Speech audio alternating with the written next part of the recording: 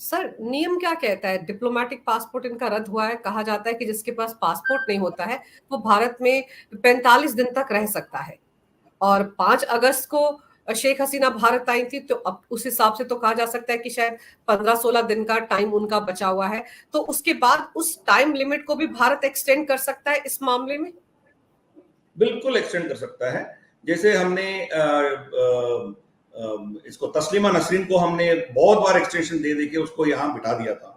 तो उनको हमने परमानेंट रेजिडेंस नहीं दिया, ना उनको नागरिकता दी, मगर उनको ऐसे टेम्पररी मतलब 40 दिन 50 दिन के लिए हम उनको यहाँ रहने के लिए हम अप्रूवल देते हैं, फिर बाद में उसका एक्सटेंशन होता रहता है। तो तारक फतेह का भी पहले यही हुआ था, बाद में उसको वीजा लेके आना पड़ा उनको। वो ठीक है, मगर मैं ये कह रहा हूँ कि अल्टीमेटली ये रूल जो है वो सरकार के हाथ में है। वो जिस आदमी या जिस औरत हमारी देश में पनाह ली हुई है या लिया है, वो कैसा आदमी है, वो हमारे लिए खतरा है नहीं है, वो सोच समझकर सरकार निर्णय करेगी कि इनको एक्सटेंशन देना है नहीं देना है। एक घटना हुई थी कि सऊदी के एक प्रिंसेस, युवरानी, छोटी मतलब उनके बहुत से युवरानियां हैं, उनमें से एक प्रिंसेस किसी के साथ शादी करना चाहती थी। दोनों भाग गए थे और केरला पहुंच गए थे। वो हमारी और सऊदी अरेबिया के डिप्लोमेटिक रिलेशंस बहुत अच्छे हैं, तो इसीलिए वो जब आई थी तो इमीडिएटली आप उनको अरेस्ट नहीं किया, मगर उनको थोड़ा रहने के लिए वक्त दिया है। मगर जब वो एक्सटेंशन पूछी थी, हमने एक्सटेंशन नहीं दिया उनको, फिर उनको दोबारा वापस जाना पड़ा। पता नहीं वो सऊदी गई है, यूएई गई है, कहीं और गई है, मैं पता नहीं है, but we did not give extension. तो ये ऐसे भी है हमारी, पहले ऐसा हुआ है, तो बांग्लादेश के साथ भी यही होगा। इनको एक्सटेंशन देंगे, कब तक देंगे पता नहीं। इनको परमानेंट रेजिडेंस तो हम अभी देने वाले नहीं है, क्योंकि वहां बांग्लादेश में सिचुएशन अभी फ्लूइड है, वोलेटाइल है, वहां पता नहीं कब क्या होगा। अभी भी वहां हिंदुओं के साथ शोषण हो रहा है, और हिंदू प्रोफेसर्स, हिंदू टीचर्स, इनको एक एक को पकड़ पकड़ के वो लोग जबरदस्ती उनसे रेजिग्नेशन ले रहे हैं उनसे, और रेजिग्नेशन करने के बाद उनको सब मिलके पीट रहे हैं। ये भी वीडियोस वायरल हो गए उधर। लगभग कोई 50 प्रोफेसर्स को ये लोग जबरदस्ती रिजाइन करवा दिया उनसे। तो जब तक वहां स्टेबिलिटी नहीं आएगी, जब तक वहां की हिंदुओं को थोड़ा मतलब सिक्योरिटी नहीं मिलेगा, तब तक हम शेख हसीना को परमानेंटली यहां रखना हमारे लिए भी खतरा है। मगर वो जाएंगे तो कहां जाएगा, क्योंकि उनको समर्थन, उनके खिलाफ खड़े हुआ पूरा वेस्ट, चाहे वो यूएस हो या यूके हो या नेटो हो, तो उन देशों में तो जा नहीं पाएगी, उनको तो एंट्री नहीं देंगे वो लोग। तो जाएंगे तो कहां जाएंगे ये? तो ये भी तो एक चीज है ना। हम इनके परिवार से बहुत साल से, मतलब 1970-71 से लेके हमारी इनके शेख हसीना के परिवार से देश का रिश्ता है। तब तो भाजपा सरकार नहीं थी ना, तब कांग्रेस सरकार थी, इंदिरा गांधी हो। इनफैक्ट इनके शेख हसीना का इंदिरा गांधी परिवार से बहुत नजदीकी रिश्ता है, चाहे वो राजीव गांधी हो या सोनिया गांधी हो, सबसे उनका रिश्ता है। इसीलिए हम उसको इतना जल्दी से भारत से बाहर नहीं भेजेंगे। पर सर, आपने जैसे अभी कहा ना कि एक्स्ट्राडिशन में टाइम लगेगा, अभी तो केस दर्ज हुआ है, एफआईआर है, फिर केस आगे बढ़ेगा, लेकिन वो सब कुछ तो तब होता है जब एक सामान्य हालात हो। हम सबको पता है कि जो नई नवेली सरकार वहां पर बनी, केयर टेकर पीएम जो बने हैं मोहम्मद यूसुफ, वो तो अमेरिका के पिट्ठू हैं। उनको तो डीप स्टेट ने वहां पर प्लांट किया है। उनका तो एकमात्र मकसद किसी ना किसी तरीके से शेख हसीना को परेशान करना है। और अगर वो तो किसी भी नियम कायदे को फॉलो नहीं करेंगे, वो तो जल्द से जल्द ही कोशिश करेंगे कि उनको भारत से बांग्लादेश लाया जाए। तो ऐसे हालात में तो वो सरकार कुछ भी कर सकती है ना। फिर तो हम ये उम्मीद नहीं कर सकते कि 15 दिन लगेंगे या 15 महीने लगेंगे। वो तो हो सकता है कुछ दिनों में कह दें कि आप उनको भेज दीजिए यहाँ पर। हमारे यहाँ तो बड़े केस दर्ज हो गए, क्योंकि 100 केस दर्ज हुए, ये सब कुछ तो सोशल मीडिया पर फैलाया जा रहा है ना। बिल्कुल, मोहम्मद यूनुस है, वो मोहम्मद यूसुफ नहीं है। उनको ऐसा है कि वो चाहे भला वो अमेरिका का प्लांटेड एक उनका कठपुतली हो, उससे कोई फर्क नहीं पड़ेगा, क्योंकि इस प्रोसेस को जितना तक टाल सकते हैं वो हमारे पास भी बहुत से ऑप्शंस हैं हमारी। मैंने जैसे कहा, जब वहां से आता है, मान लीजिए कि 1 महीने के अंदर अंदर वो हमें एक्स्ट्राडिशन का रिक्वेस्ट भेज देंगे, फिर हम उनका फाइल पूछेंगे ना, उनका जो भी है, क्रिमिनल है या पॉलिटिकल है, हम समझना चाहते हैं, आप भेज दीजिए। तो वो प्रश्न पूछने के लिए हम 2 महीने लेंगे। 2 महीने के बाद उनको क्वेश्चन पूछेंगे कि देखिए भाई, ये हमारी डाउट्स है, अब इनको क्लैरिफाई कीजिए, तब इनको वापस कर देंगे। तो वो मान लीजिए कि एक 15-20 दिन के अंदर वो हमें वापस कर देंगे। तो हम क्या करेंगे, आपके डॉक्यूमेंट्स को हम स्टडी कर रहे हैं, बस।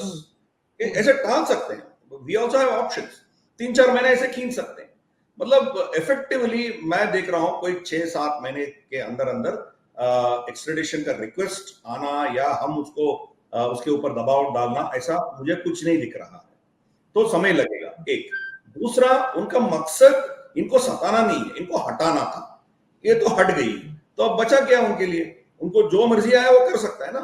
वो खालिदा को बिठाना हो, जमात को बिठाना हो, या फौज का सरकार बनाना हो, या ऐसे ही कोई टेक्नोक्रेट्स की सरकार चलानी हो, वो अमेरिका जाने और यूनुस जाने, इन दोनों के बीच में जो करना है वो कर लेंगे।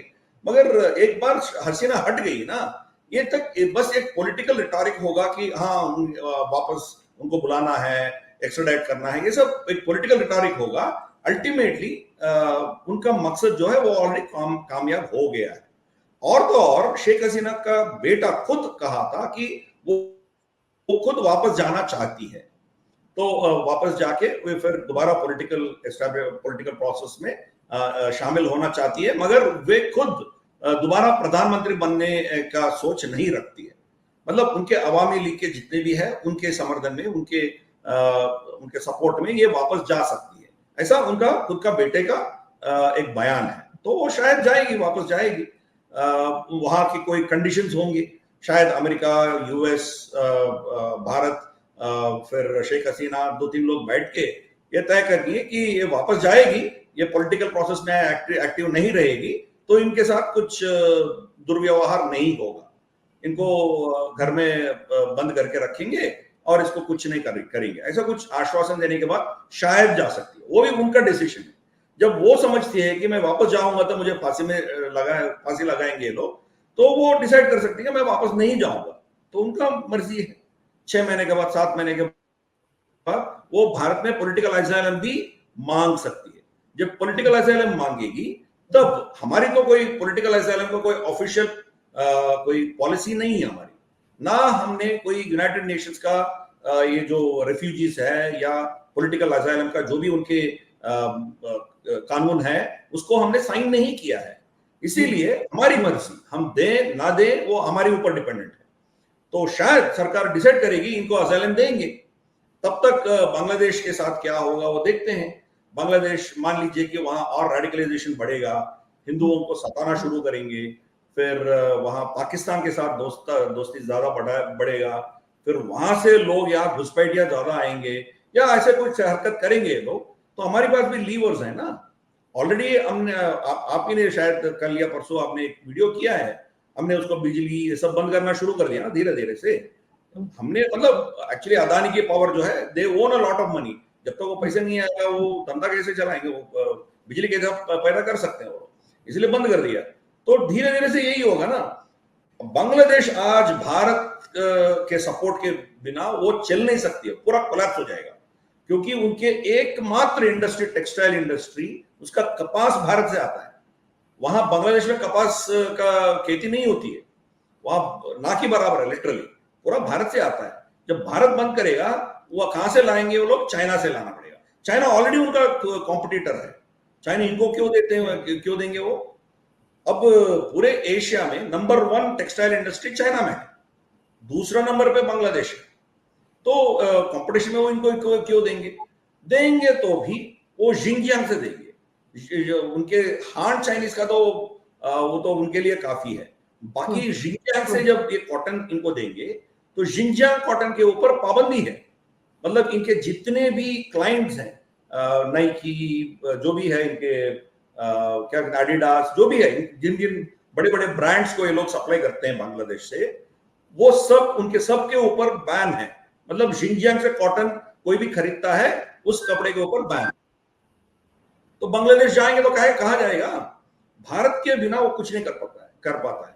इसीलिए हमारे पास बहुत से लीवर्स है, वो हमें कुछ करने का सोचता है, तो हम भी पलटवार करके उनके ऊपर दबाव डालने का हमारे पास बहुत से लीवर्स हैं।